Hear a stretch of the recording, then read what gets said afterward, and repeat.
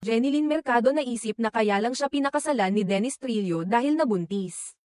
Nagbukas ng kaunting pananaw si Kapuso Ultimate star Jenilyn Mercado tungkol sa mga katanungan at duda niyang bumangon noon hinggil sa intensyon ng kanyang asawa. Ang Kapuso drama king na si Dennis Trillo, napakasalan siya. Sa isang episode ng Fast Talk with Boy Abunda, kamakailan.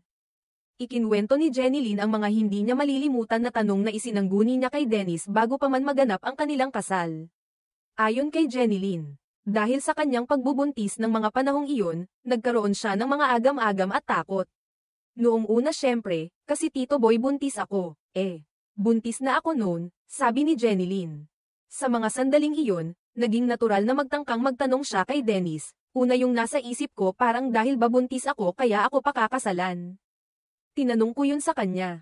Sa kabila ng mga katanungan at alinlangan ni Jenilyn, ipinaliwanag ni Dennis na hindi ito ang tanging dahilan kung bakit niya ninais na pakasalan si Jenilyn.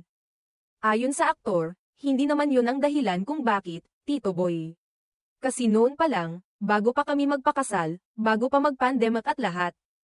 Parang asawa na rin yung turingan namin sa isa't isa. Aniya, noong panahong iyon, pakiramdam nila ni Jenilyn na isang pamilya na sila. At hindi nakasalalay ang kanilang pagpapakasal sa kanilang sitwasyon. Idinagdag pa ni Dennis na nauunawaan niya ang mga tanong at pagdududa ni Jenilyn.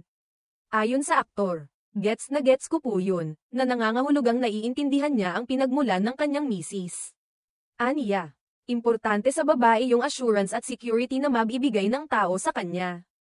Ito rin ay nagbigay ng liwanag sa mga nararamdaman ni Jenilyn, na bilang isang babae. Natural lamang na nais niyang tiyakin ang mga bagay-bagay sa kanilang relasyon, lalo na't may mga malalaking hakbang silang ginagawa.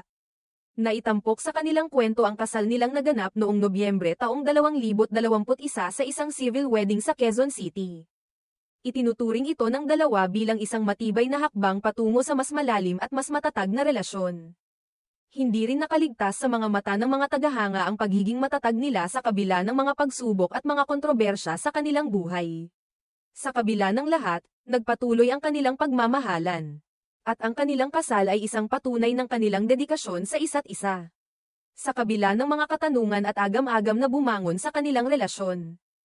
Ipinakita ng mag-asawa ang kanilang solidong samahan at pagkakaunawaan. Para kay Dennis, ang kasal ay hindi lang isang seremonya, kundi isang simbolo ng kanilang tapat at matibay na relasyon. Na nagsimula kahit bago pa man ang pandemya.